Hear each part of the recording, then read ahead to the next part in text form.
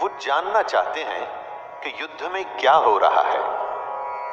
उनका पुत्र दुर्योधन और उनकी सेना क्या कर रही है और साथ ही में पांडु पुत्रों की सेना क्या कर रही है। उसके बाद दोनों सेनाओं के शूर वीरों का वर्णन और उसके बाद आता है अर्जुन का विषाद, मतलब कि उनका दुख, उनकी समस्या, उनका धर्म संकट। आइए सुनते हैं अर्जुन विषाद योग। धृतराष्ट्र उवाच धर्मक्षेत्रे कुरुक्षेत्रे समवेतायुयोत्सवः मामकाः पाण्डवाश्चैव किमकुर्वत संजय। धृतराष्ट्र संजय से पूछते हैं, धर्म भूमि कुरुक्षेत्र में युद्ध करने के लिए एकत्र हुए मेरे और पांडु के पुत्र क्या कर रहे हैं। धृतराष्ट्र जानना चाहते हैं कि युद्ध स्थल पर आखिर हो क्या रहा है। धृतराष्ट्र अंधे थे, देख नहीं सकते थे, लेकिन आंखों से अंधे थे, मन और मस्तिष्क से नहीं। उन्हें पता था कि वो धर्म के साथ नहीं, क्योंकि धर्म तो वहां होता है जहां श्री कृष्ण थे। अपने पुत्र मोह में उन्होंने शांति की जगह युद्ध को चुना था, लेकिन वो जानते थे कि इस युद्ध को जीतना आसान नहीं होगा। अपने जीवन में जब हम कुछ गलत करते हैं तो हम भी समझ रहे होते हैं दोस्तों कि हमारे किए का नतीजा शायद अच्छा ना हो। और ऐसा ही धृतराष्ट्र के साथ भी हुआ। वो भी इसी डर और इसी आशंका में दिखते हैं। संजय उवाच दृष्ट्वा तु पाण्डवानीकं व्यूढं दुर्योधनस्तदा आचार्यमुपसंगम्य राजा वचनमब्रवीत्।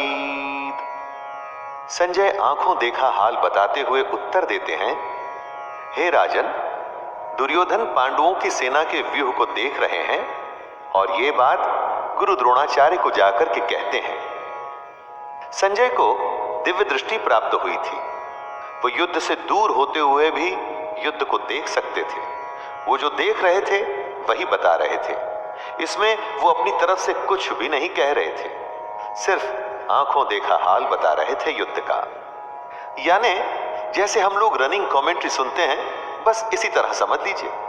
ये उन्हीं की दिव्य दृष्टि यानी डिवाइन विजन का कमाल था कि हमें गीता सुनने को मिली।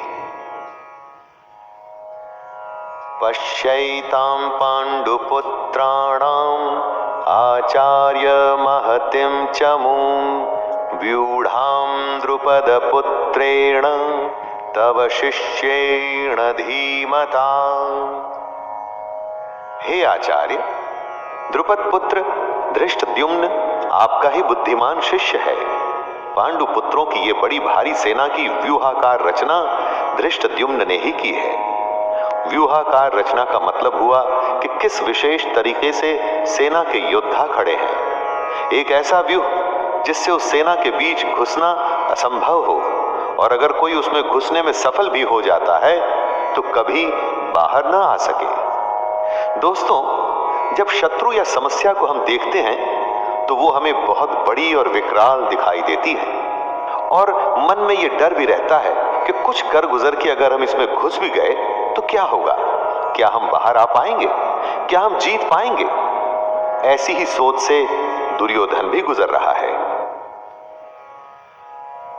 अत्र शूरा महेश्वासा भीमार्जुन समायुधे युयुधानो विराटश्च द्रुपदश्च महारथः धृष्टकेतुश्चेकितानः काशीराजश्च वीर्यवान् पुरुजितकुन्तिभोजश्च शैब्यश्च नरपुङ्गवः युधामन्युश्च विक्रान्त उत्तमौजाश्च वीर्यवान् सौभद्रो द्रौपदेयाश्च सर्व एव महारथः।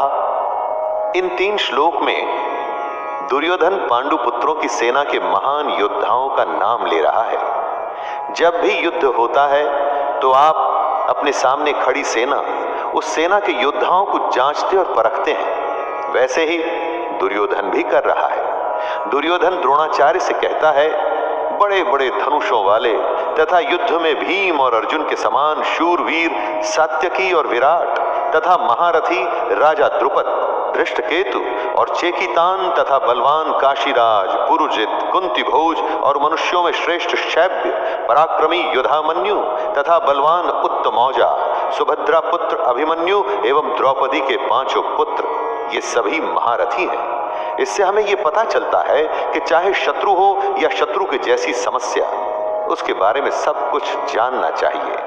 दोस्तों, समस्या के हर पहलू से हमें वाकिफ होना चाहिए।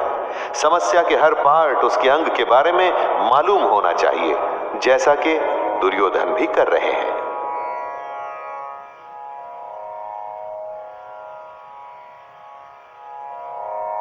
अस्माकं तु विशिष्टाये तान्निबोध द्विजोत्तमं नायका मम सैन्यस्य संज्ञार्थं तान् ब्रवीमि ते।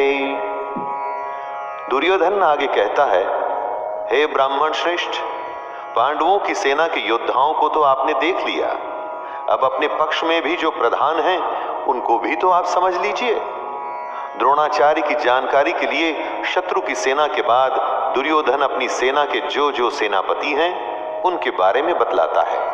समस्या के बारे में सब कुछ जान लेने के बाद बारी आती है अपने पक्ष में सोचने की। ये जानना होता है दोस्तों कि आपके पास क्या क्या स्ट्रॉन्ग पॉइंट्स हैं, आप किन बातों में मजबूत हैं जिससे आप उस समस्या पर विजय पा पाएंगे। जैसे आपने समस्या के हर पहलू के बारे में सोचा, उसी तरह से आपको स्वयं का भी आकलन कर लेना चाहिए।